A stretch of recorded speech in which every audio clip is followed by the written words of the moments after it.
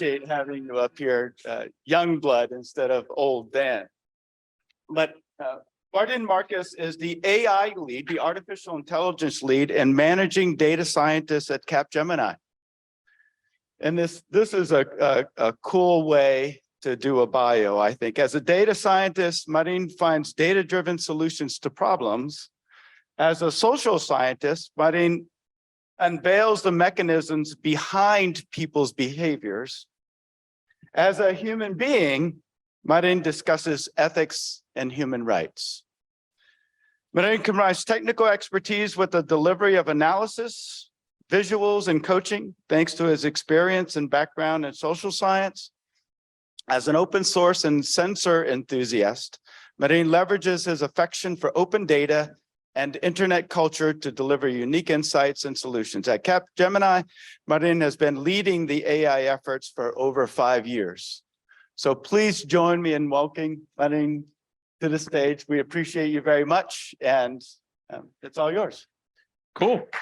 Thank you. Good day, all. I get roughly 15 minutes to talk to you about my field of data, of AI, and everything in between. First of all, I'd like to start out with a shout out to my dad, who told me go study economics at Erasmus, which I then failed. But I did love all the statistics, and that actually prompted me to start studying sociology afterwards. And my dad, of course, asked, well, Marijn, what the heck are you going to do as a sociologist with criminology and statistics? You're going to talk about people's feelings? Well, yes, Dad, I do that. But I also modeled electoral outcomes, modeled pandemics. This is my work on Ebola in 2014-15. And I learned to model the spatial distribution of crime in my hometown of Rotterdam. That's the map I made for Abu Talib, explaining how many people are going to get stabbed in which part of the city and why, and what you can best do policy-wise to do something about it. That was 2016. And then I told Capgemini about how I built that model, and they said, wow, that's cool, that's data science. And I said, because I needed a job. This is how I became a data scientist. Before it was cool, it was all big data back then. Nowadays, I build models to aid farmers in Kenya and India. I talk about it at events sometimes like this, it happens. And sometimes we paint our faces to help to fool facial recognition algorithms. I look good.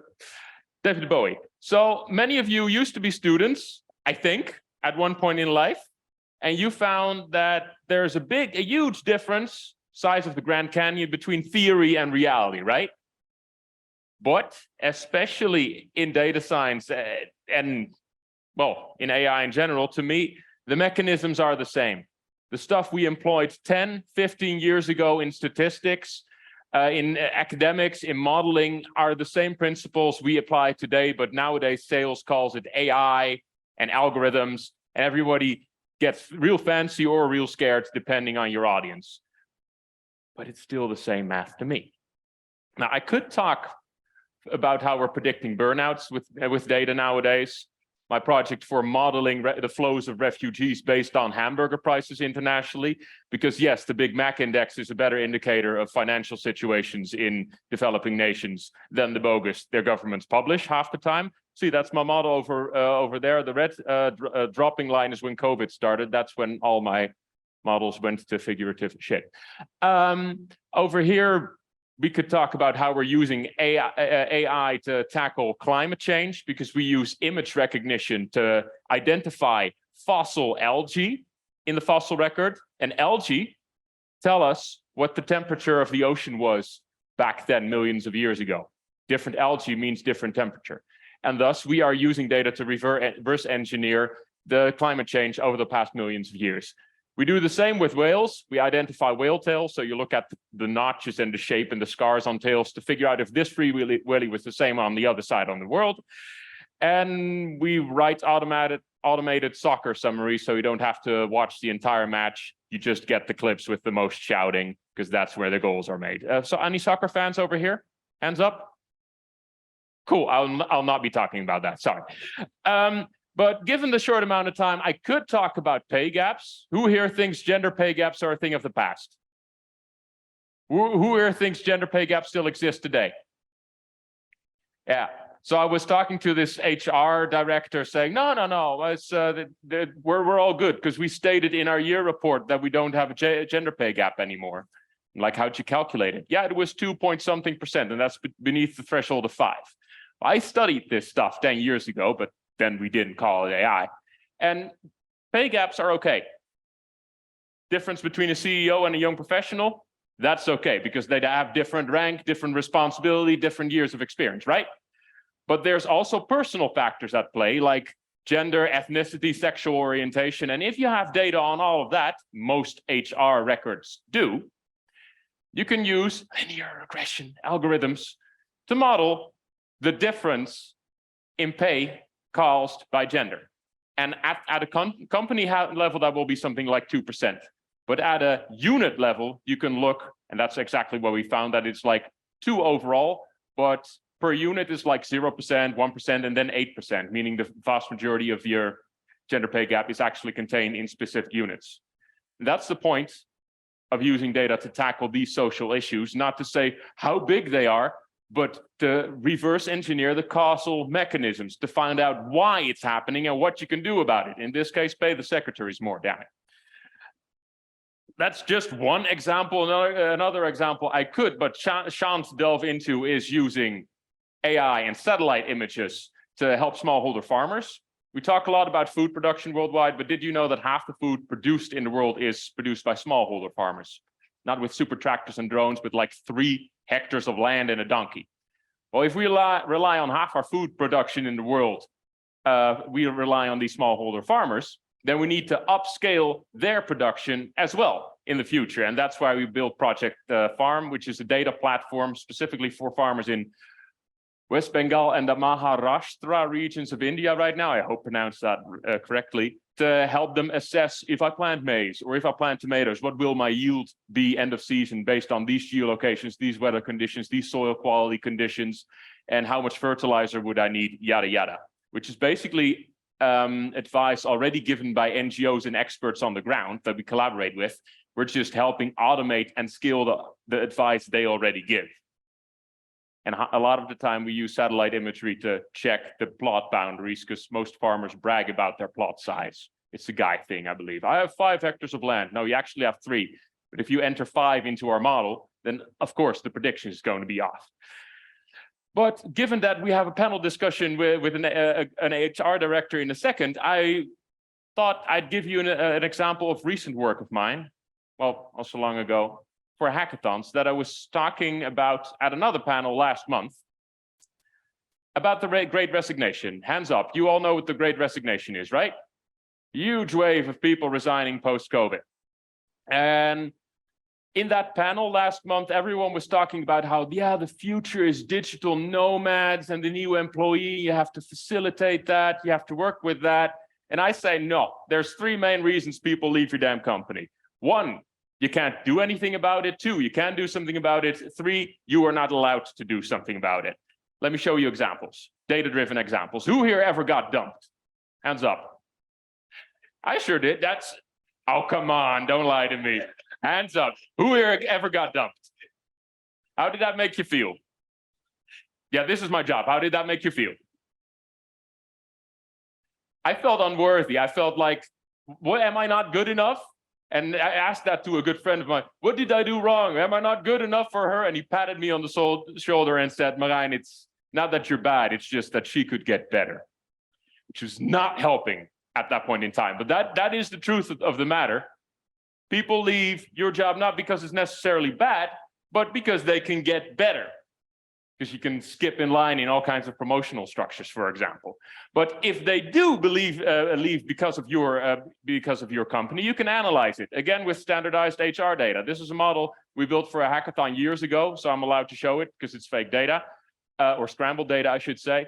Horizontal axis is the leave probability over the next half year. Vertical axis is how much the individual means for your company in monetary stuff. And every dot here is an employee. Hands up, who here works in HR? I was hoping a few more, but that's okay. Imagine you are an HR person. I know. Shutter. And you have this dashboard that you can check every morning, and the algorithm tells you which employee is going to drop either due to a burnout or because they're going to leave the company. In this case, John. John here is going to leave. And you sit down with John and tell, hey, the algorithm told me you're going to quit. That ain't going to cut it. First of all, because this is, how do you call that? Profiling? Yeah, this is profiling. GDPR will eat you alive for this. Secondly, because you can't explain where it's coming from. You can use all your deep learning and you can use all your fancy AI sales, but really you need to be able to explain your prediction. And that's why we build line models over here, that for every individual, on the right you can select the individual, explains you why this individual got this score. So for John, it's not due to overtime, that's way in the green, but because of his educational field, his environmental satisfaction and his job level. Those are risk factors. So you can't have a talk with John about overtime, that won't fix it. But for Robin, the other one at risk, job satisfaction is very high and the overtime is in the red. So at this point, once the model starts explaining why, at which points this individual scores high or low, then it's no longer AI, right? Then it's just explaining the situation as is. Then it's just information that you can act upon. And GDPR won't eat you alive. I'm using this specifically as an explanation because most of this is based on science, stuff I studied 10 years ago before the whole data science AI boom. And there's still the models and they still apply today. There's three main predictors of people leaving your organization that you can't change: age, marriage, and tenure, time in service, unless you give people a bonus for marrying, I guess. But all the other major predictors for people changing jobs, grade, rewards, training, who's the manager, you can theoretically all change as an organization. You know what's not a big predictor? Pizza and ping pong tables. Yet most HR interventions focus on this. It's also not remote work, because remote work is a standard now, not something you should brag about. Unfortunately, in that panel last month, nobody dared to talk about these other points because their organization had already implemented KPIs for promotions, for rewards, for training, and for who's the manager. And I remember as a youngster presenting the results of my model for that large multinational at that point, and the result was that 4 managers were causing the majority of attrition in the company. And I presented that to management. The 4 managers were in the crowd. What do you think happened? Well, I got shouted away, of course, because the algorithm was biased and probably also racist. But the thing here, the problem here is not that the model was biased by itself, though all models are by definition, but that it laid bare the bias in human behavior. And here is the very core, one ethical thing that I want you to remember for today. There are no unbiased algorithms, but there are no unbiased humans either, and you need one to control the other. And the organizations that shout the loudest about the ethics of AI and the dangers thereof are the ones that that are the most afraid of being controlled and being judged, basically, and being audited.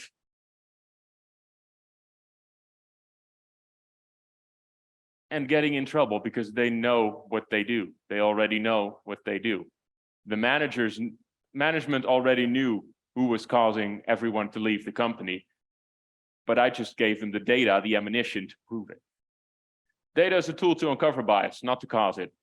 Be it gender bias, be it racism, be it sexism, be it discriminating my gay friends. We need data to prove that it happens. AI is not the problem there.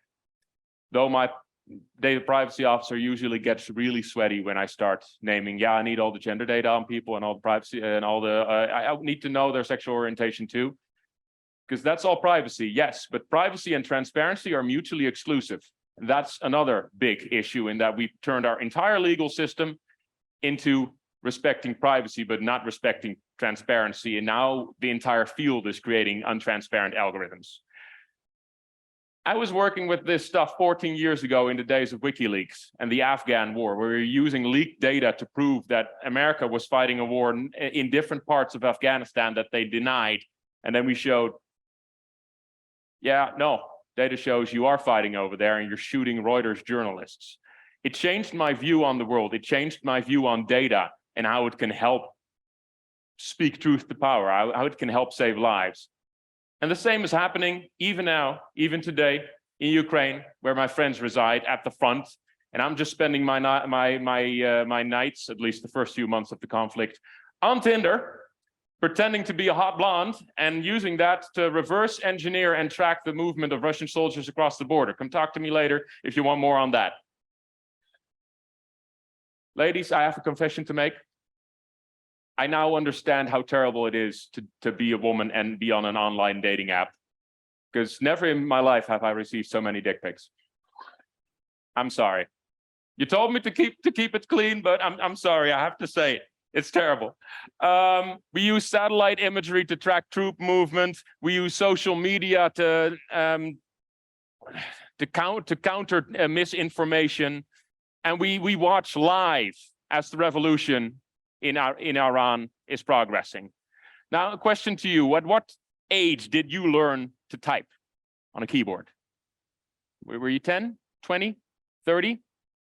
I'm more than willing to bet that the younger the age in the audience, the earlier you learn to type. When did you learn to read? Like when you were 8, 10, 6, something like that? My question to you now is, when did you learn math, and when will your children learn math? Because using statistics, not being able to apply and read from mind every statistical formula ever, but being able to apply it, that will become standard in the future. And that, to me, is the future of work. In the same way that past generations said, "No, I don't need to learn to use a computer. I don't need to learn how to type." And now it's become mandatory. We will have entire generations who say, "No, I don't need to learn how to count." We already had those. We don't need to learn how to use math and statistics and data, but that will become the standard in the future. And that's our main challenge. New technology is never the problem. I don't believe it. That's something I believe. Legacy is our problem and our challenge. Let's talk about how we can fix that. I'm not sure if Sun Tzu said that, but he should have. Thank you. Our goal should not be to solve problems with AI, but to combine data and scientific methods to help people make better decisions. And that, to me, is the definition of data science. Thank you for your time.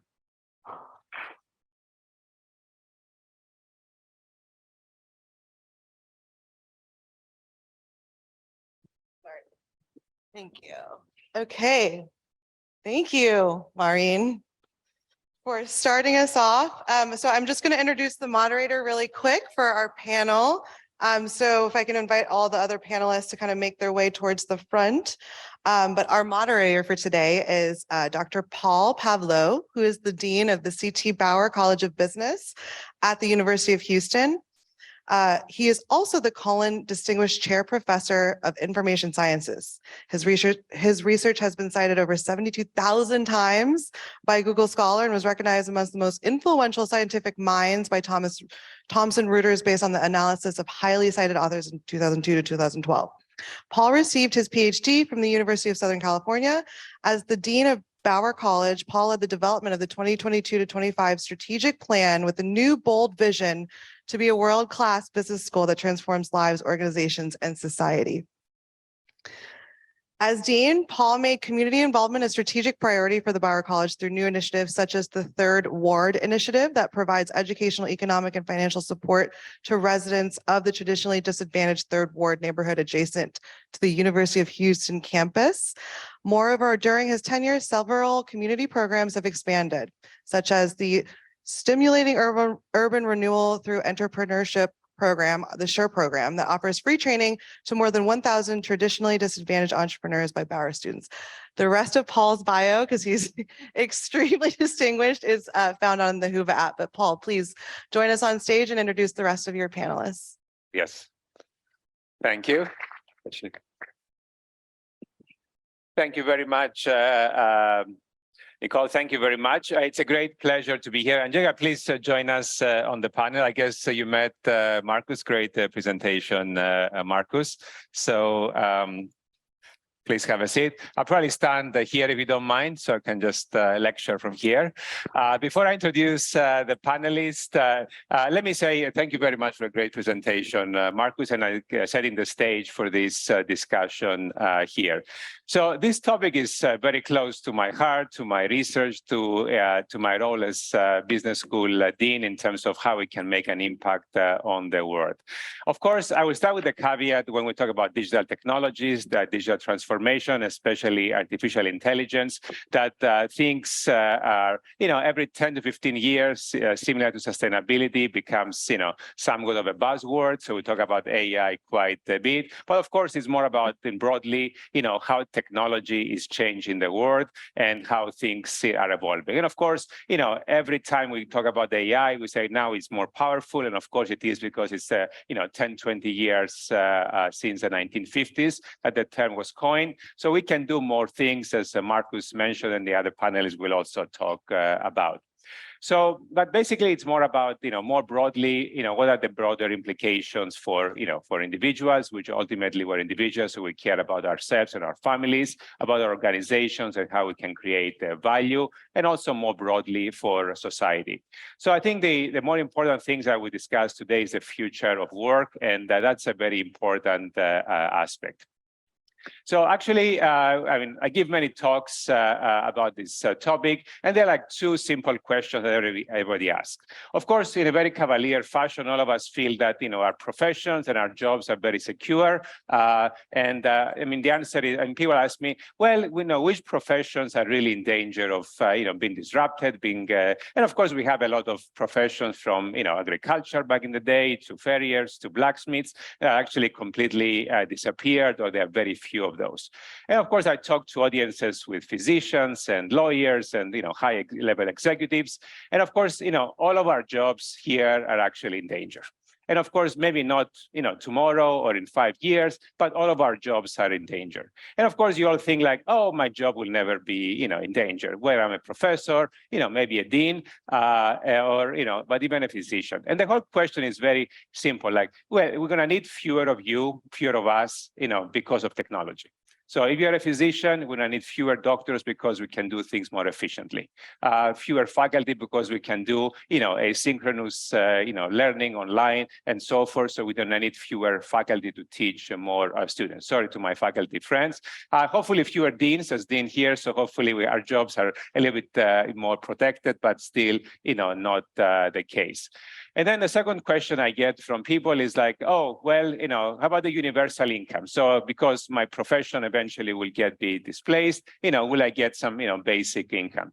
Of course, if you're in the United States, you kind of feel it becomes an issue of government, socialism, so it's kind of always a sensitive issue. But the answer is eventually yes. Because, machines will do more and more work. You don't need to work as much. And of course, as society, we don't like to work as much. Going from, 7 days a week down to 6, down to 5 now. We're actually moving to, 4 days a week. So basically, obviously, there is less work to be done. And of course, with machines, we can do things more efficiently. So somebody has to take care of people who are, not having to work as much. Or of course, those who've been outplaced. Sometimes, as a society, we have to take care of them. So that's ultimately what's going to happen in the next 5, 10, 20 years, but that's something that we need to figure out. So basically today, and of course, thanks to our panelists, I introduce them in a second, we're going to talk about, 3 basic things. So basically, what are the implications for individuals, for organizations, and society? So there are 3 things, how AI, digital transformation, new technology will actually shape these 3 facets, and what will be the future of work, at these 3 different levels and the broader implications. So, well, I guess Markus was presented by Dan, so I will not, continue, do that again. And also, so I'll try your last name. So Angelica Verwijmeren. Very good. Good, good. Okay. So Angelica is the HR lead at ABN AMRO from the clearing division in 10 different countries. So I'll talk about your profile so much, but I was very impressed that you have a law degree and a psychology degree. Of course, you're in HR, and you're a certified coach and a yoga trainer. So that's very impressive to me as well. So I'll just dive into the questions, and more broadly, we have these two perspectives I'd like to define. So I guess I'll start with Markus, since you kind of led the way. So please make a case at these three different levels: individual, organization, society, whichever you like best, in terms of how digital technology, and take this very broad view, AI, digital transformation, how can we make it a better world out there? I think I already made my point at the individual level. Those were my closing words on how we need to focus on adopting new technology, like learning to use a computer and learning to use statistics is the new learning to write, which at some point we thought was weird for getting job opportunities, but by now it has become the standard. Then at an organizational level, I would say middle management is in danger of disappearing, because ever since we all moved to remote work, we suddenly found out that we don't need middle management to run a lot of companies. At the same time, data shows that productivity didn't go down as much in organizations, but organizational culture did, because everyone's at home and there's no more cohesion, which only makes people move back and forth even faster. So I would suspect a shift in organizational focus, on a shift from top-down hierarchy and running things that way to nurturing culture. And then at the societal level, I foresee two major shifts. One, that right now we ask the questions: are we allowed to do this stuff? Applying AI, applying data with examples I gave just now. In 10 years' time, we will ask the question: are you allowed not to? The models that help you predict burnouts at scale are already 10 years old. It's just that we don't accept that it is a possibility. In 10 years' time, once it has become a standard, and you as an organization bear a responsibility for your employees, then law will probably come and ask, hey, why didn't you run this model to see who could is going to drop? You could have prevented this. And this is a change we're going to see in our lives. I'm very much looking forward to it, because I'm very curious how it's going to play out. That said, jobs don't necessarily disappear. They just shift, and they shift across borders. And we say there's no more manufacturing, but really we switch it all to Japan. And now we switch it all to China. And after this, we're going to switch it to Vietnam and Indonesia, because China is rapidly becoming a second Japan and stagnating. I think those are like wildly different points to answer your question. Thank you very much, Markus. Of course, I mean, that's kind of my point, the manufacturing aspect. Of course, it was farming, manufacturing, and now with advanced manufacturing, we need fewer people to do the same work. And of course, we're shifting to countries, as you said, that are, they're like cheaper labor, and that's something that will happen as well.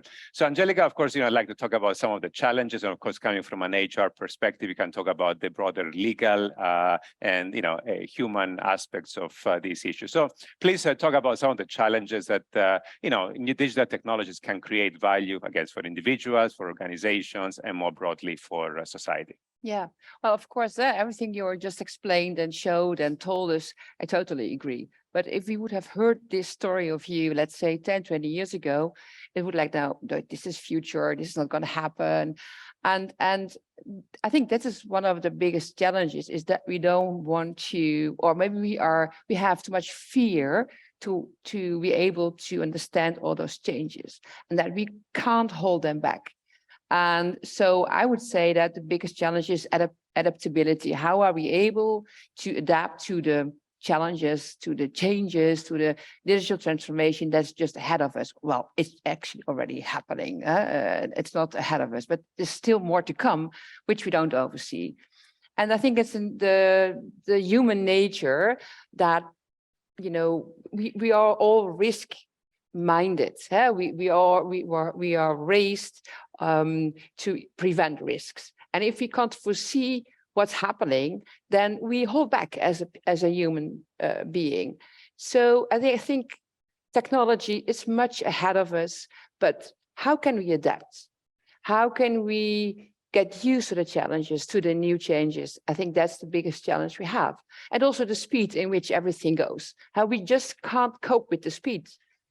And there's a lot of challenges, I think, also on future of work. I really do believe that roles will change, jobs will disappear, not only change. I think really jobs, we do see that within ABN AMRO, within banking. We don't calculate anymore. We have, computers and stuff and things like that. We use algorithms.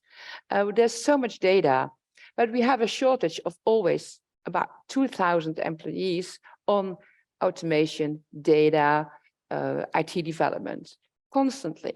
Where do we find those people? So that's really a big challenge. So I think the colleague of Heineken already spoke about reskilling and upskilling, and that's also, I think, a big challenge for us. How can we make people aware that their jobs are going to change and to disappear, and how do we reskill and upskill people? Absolutely, yeah. So, I mean, very good points here, and just let me also throw a few more challenges here. Well, of course, the whole idea of upskilling, when we get to our next big question, is, we're going to see a lot of professions changing. We talk about some examples in manufacturing, especially more developed countries, at least, being displaced. I think the driverless trucks, especially not cars necessarily, will change a lot of things. I mean, just in the United States, there are 4 million truck drivers. Assuming we can actually automate the driving, especially on highways, actually that's a lot of jobs to replace, and gets into the upskilling. What do you do for 4 million people who might not be replaced with a few hundred, let's say, people? I just recently bought a Tesla. It drives by itself. Really, I'm very impressed. Actually, I can do my texting and emailing while driving without having to worry about I was doing it anyway before, and now I feel safer doing so.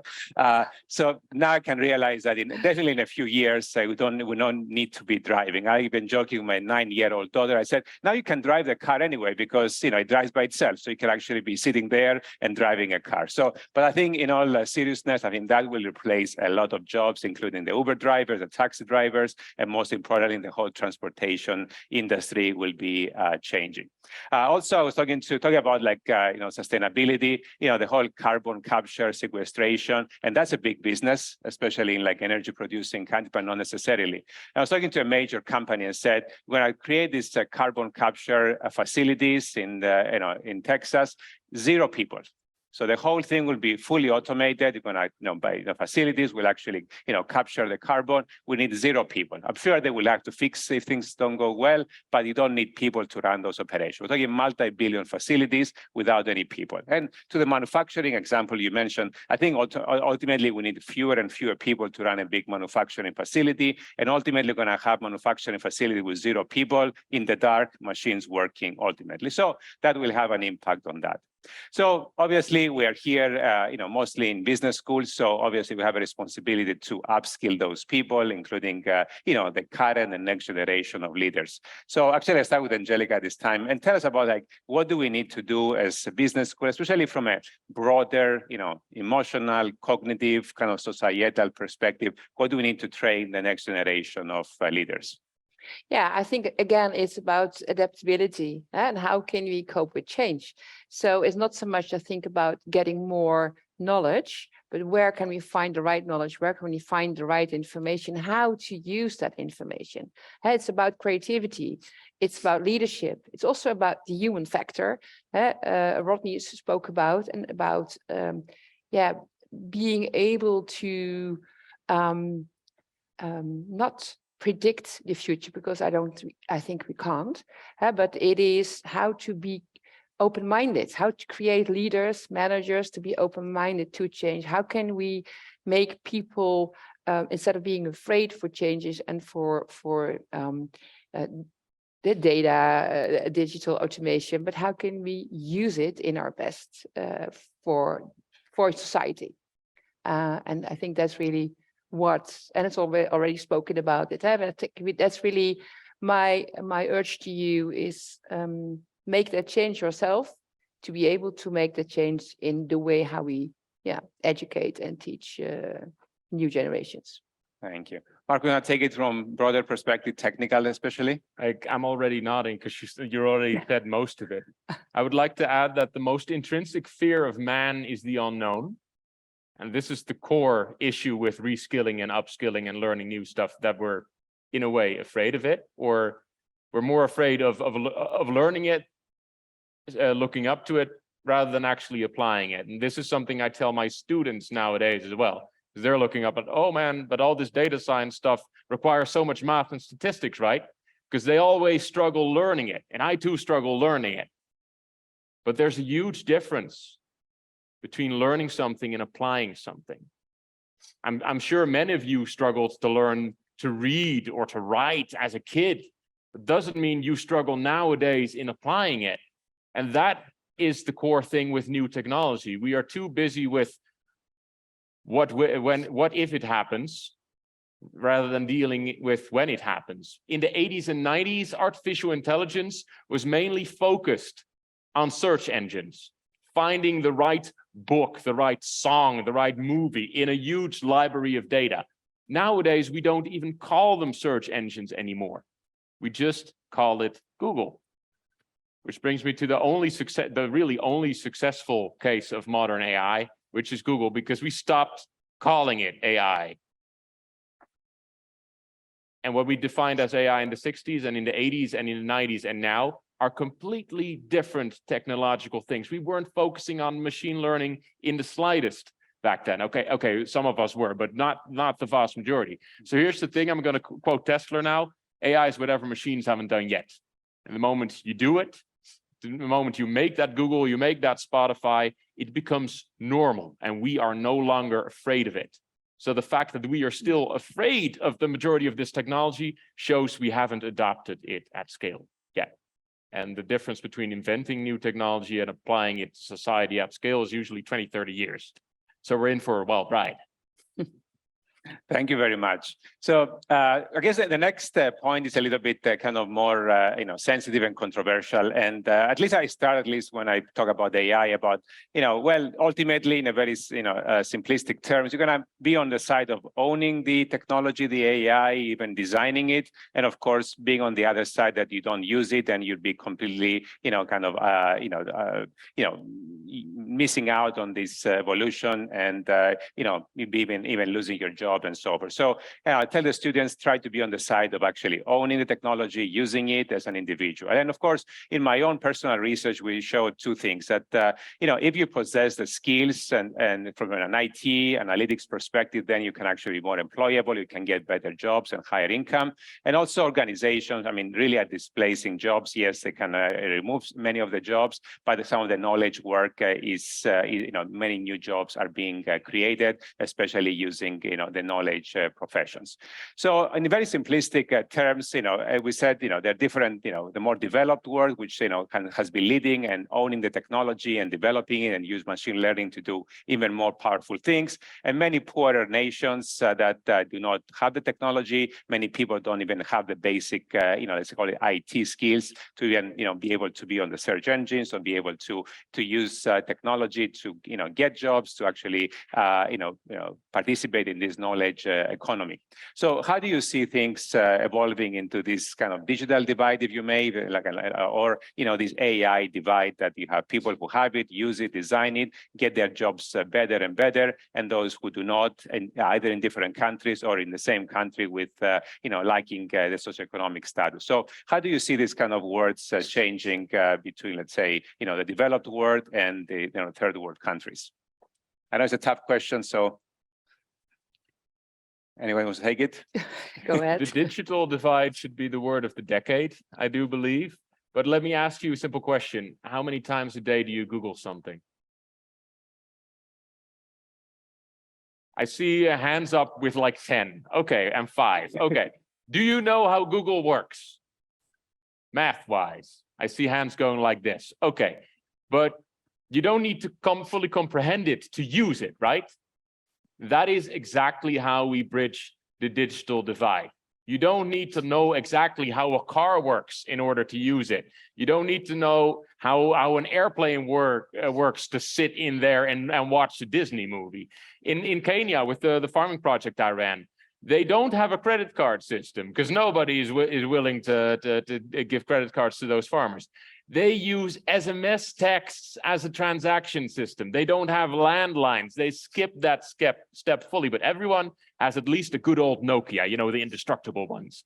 And they use those SMS texts as a cash transfer system, even though they too don't know how a Nokia works. So the whole point of adopting tech is not about fully understanding it, fully studying that stuff, but breaking it down and making it easy enough for the masses, I mean the boomers, to understand it enough and use it. And then we have great tales about, yeah, but the next generation is so smart, they know how to use the tablets, but we test those tablet apps on monkeys.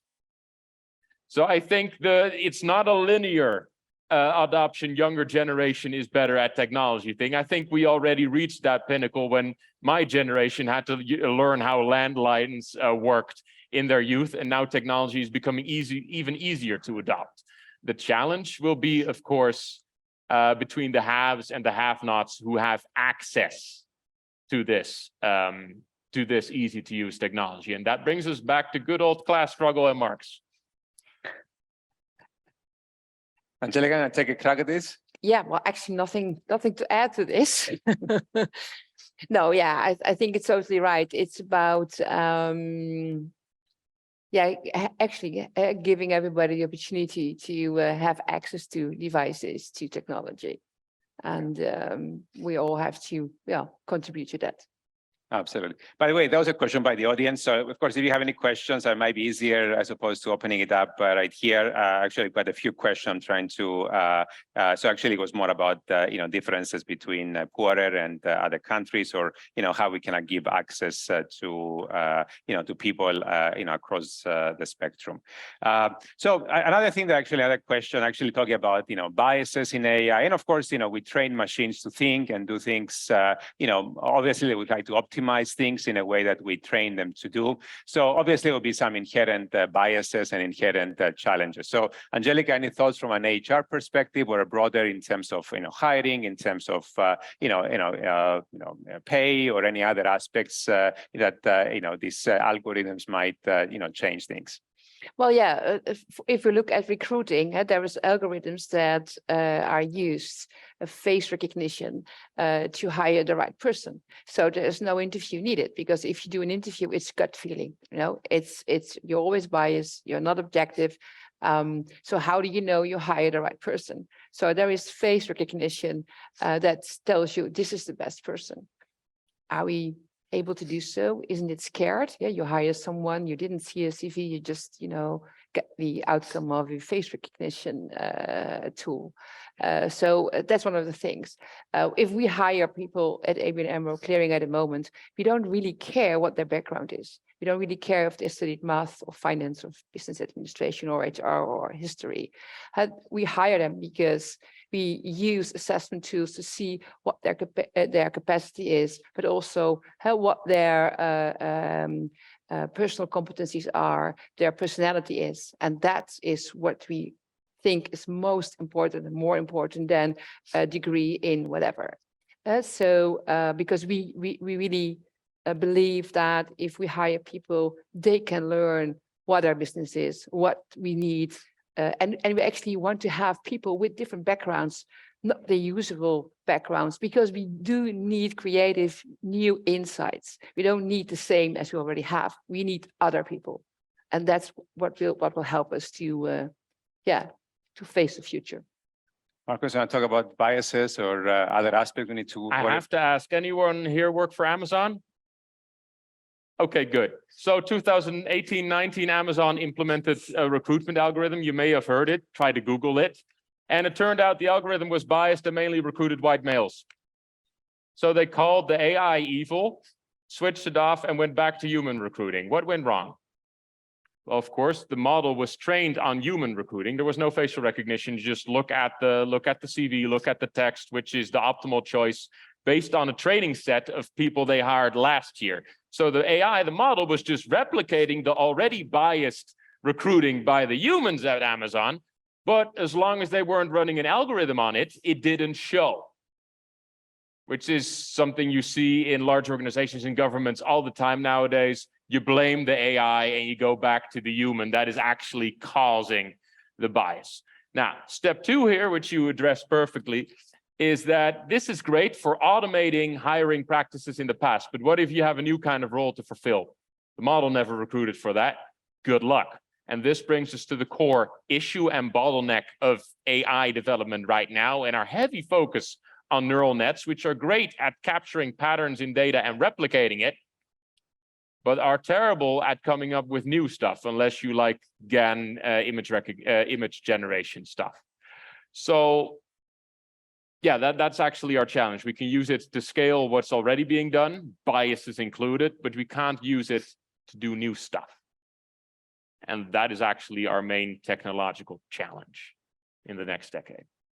Very nice.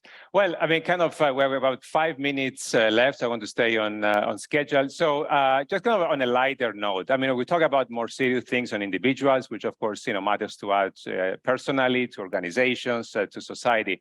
So of course, the question from the audience more broadly was like, okay, where do we go from here? I mean, how does AI impact life broadly? So can take a lighter perspective and tell us in the next 5-10 years, how do you see our lives? It can be the daily lives, our personal lives, even organizational lives, if you may, but how do you see things evolving in the next 5-10 years?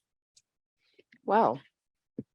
Well, well, I think it's unstoppable, huh? And we should not try to stop AI or technology or automation. We can't. I mean, you can train horses to run harder, but it can never compete with a car, right? So, also Darwin said it's not the strongest species that survives; it's the most adaptable to change. So, and I think it's harder and harder to predict how the future will look like, because the pace of change is so much higher than it used to be, let's say 10, 20 years ago. So we can't even imagine what the future will look like. That's how I look at it. So I don't even try. Markus, you want to try? Something's changed very fast over the last 1-2 decades. You didn't have smartphones 2 decades ago. Facebook wasn't even a thing. Google wasn't even a thing. You had to go to the library and look up a book and such. But a lot of other things didn't change all that much. Organizational structures didn't change much. Stock market still exists, and I think we underestimate the change technology can bring and how much it will actually bring in the short term, because it's limited by legacy and people just not wanting to change. I'm going to cite, I forgot his name, a favorite writer of mine. It was not Slavoj Žižek, I believe. Who did research past World War II in Germany to see how people changed their opinions. I'm going somewhere with this. Changed their opinions on the war, on World War II war. Because immediately after World War II, most people in Germany thought they had been the victim. They were conquered, they were bombed and all that. And the answer to that paper was brutal but honest. It took 20 years for the majority in Germany to start to admit that they had been in the wrong and they had been the baddies and such in World War II. It took 2 decades for that legacy to change. Why? Because 2 generations had to die, basically. And this will also be our main challenge and our main limitation in adopting new ideology, adopting new ideas, adopting new technology. Time. That said, I am very curious to see how Metaverse will evolve. Not the Zuckerberg version. I don't believe that. That's just anything VR is rebranded as Meta right now. But because we have 10-20% of social media being bots, and that influences our elections, influences voting, influences stock markets, and influences all the media and news you consume on a daily basis. And we can't tell truth from fiction over there, whether the person we're speaking to or the person that liked stuff we do is real or some guy on a bot farm in Russia. or a guy pretending to be a hot blonde in Ukraine. That happens too. That is one of our main challenges right now. We'll see more changes about that in the near future. Very good points. And actually, just my own take of that. I mean, definitely life will become more virtual. So you're going to have more virtual interactions. Of course, organizations are already becoming, more virtual, kind of working from home and trying to find this perfect balance, kind of post-pandemic that accelerated, many aspects. But society, to some extent, will become more virtual, whether it's the metaverse or some way that we don't need to see each other as much. Actually, a fun question, I will not pose that question to you, is actually the upskilling of faculty, because in business school or beyond, it's something that's an important issue. So how do we create that environment? I'm not going to pose the question unless you want to answer it, but let me take a crack at that. Basically, I mean, of course, the student preferences talk about more virtual, digital learning. Of course, online teaching is something we see increasingly, especially post-pandemic, especially the lecture part, the instructional part of that. So obviously, as faculty, and kind of going back to my earlier point, that all of our jobs will be affected, including like teaching and faculty, with all these various competitions for training and learning, and less reliance on degrees. So yes, all faculty, all we have to change in terms of how we optimize our teaching using technology. I mean, this traditional format of me standing here and lecturing to you or having a panel, I mean, is actually kind of outdated. Of course, now we have technologies, hopefully it's broadcasting around the world, 7-8 billion people watching us right now, great.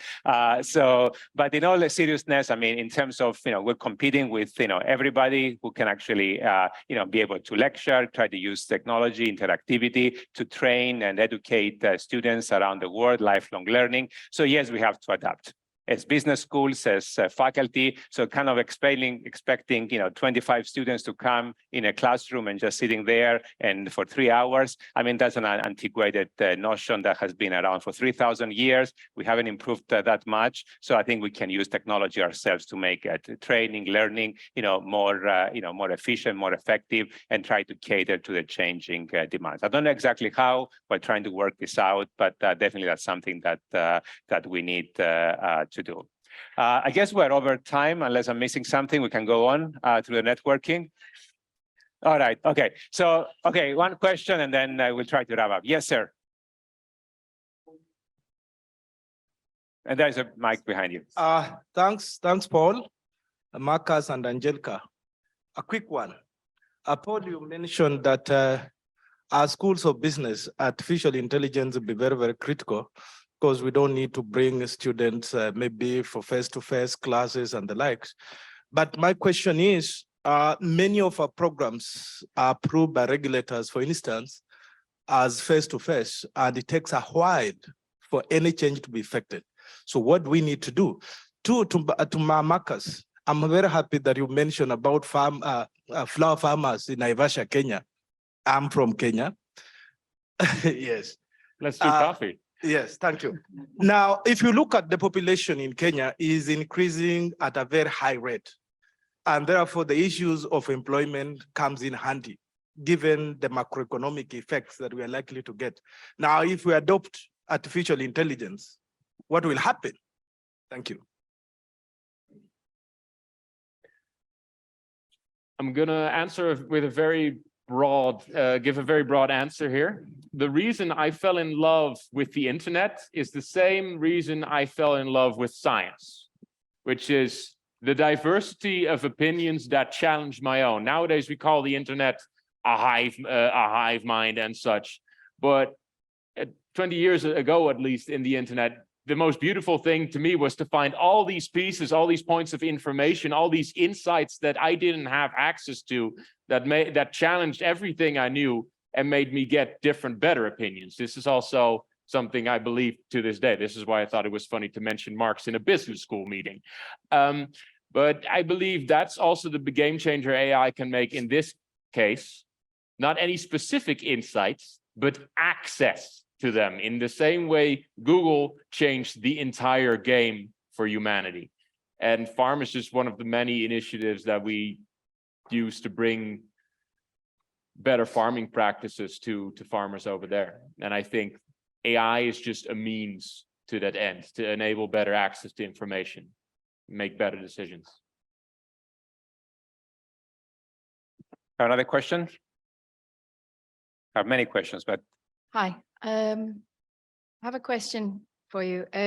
You said that the gap between invention of technology and application of technology is typically 20 to 30 years, and that time is often characterized by fear.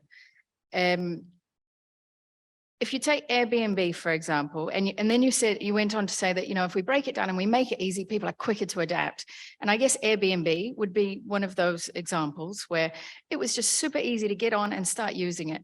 But perhaps maybe there should have existed that period of fear, because today Airbnb can be considered as one of the leading causes for a breakdown of urban communities as centers of cities become shared accommodation spots, redundant of residents.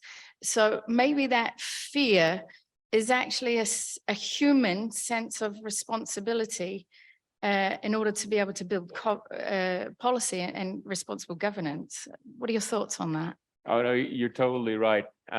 Fear is, to put it simply, is a protection mechanism, and we do need those. But the danger here is that sometimes we fear things so much that rather than do it the right way or do it the wrong way or try to do it the right way, we don't do it at all. And that is my quote by Slavoj Žižek at the end. Sometimes doing nothing at all can be the most violent thing to do. So that our fear shouldn't withhold us from doing it at all. But yes, that does have the risk of doing it wrong, but that is the risk of change. You can't have improvement without change, but change also bears risks. But the competitor is probably also already doing it. Yeah, and I want to add to that. I think every change in business or in whatever, of course, will give new challenges we haven't foreseen, and that should not hamper us to move forward. Just a last addition to that. It's usually not the technology that brings stuff forward, but it's the technology that holds stuff back. Neural nets, the basis for deep learning and everything scary in AI nowadays, have been with us for 25 to 30 years. We had the math, but only since 2013 did we start using GPUs, graphical processing units used in video game consoles, to upscale neural nets that get better the more computing power they have. So the breakthrough was actually fixing the limit in computing power. And yes, I have, thanks to video games, my job exists, Dad. So it's not about the newest technology pushing things forward, it's about what's holding it back. And usually that's access to data, also in Airbnb's case. So we have a last question, I guess. Last one, okay. Yeah. We need to Well, close. it's actually a comment. Magda Rosemüller, yes, Business School. A small comment. I loved your presentation and a great discussion. The agriculture example you brought, I would like to add with the example of John Deere. It's about the business model you conceive around it, that it is actually an ecosystem where everybody is contributing with data and insights, and that makes it so successful. So just building on, yes, AI, but then, and that's what we business schools are for, to see how can we actually learn from the business school, business concept around it. Then a very small comment on, you're right with these two generations that are needed. But I like to add examples, not only the German one, but the Spanish. We have seen the Franco time and maybe also the Dutch colonial past. So you might want to add some of the examples in the future. Thanks. Oh, no, you're completely right. I was just generalizing like crazy with that statement. But I have a master's in sociology, so I get to. Thank you.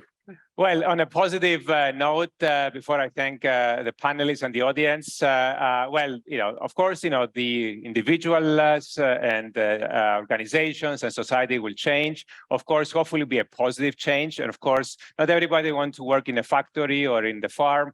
So actually we have better jobs out there right now, like influencer being one of them. And that was a joke. So basically, you can actually use technology intelligently to improve your job, improve your organization, and hopefully improve society. And maybe on a more cynical note, trying to integrate the two sessions, sustainability. If hopefully you have machines try to learn how to save the environment, hopefully they will do so because they will realize that they will not be able to survive either. So that was a joke as well. So and they probably can survive in hotter temperatures. But anyway, on that very positive note that machines will save us all, I'd like to thank our panelists, Angelica, Marijn, thank you very much for the wonderful comments.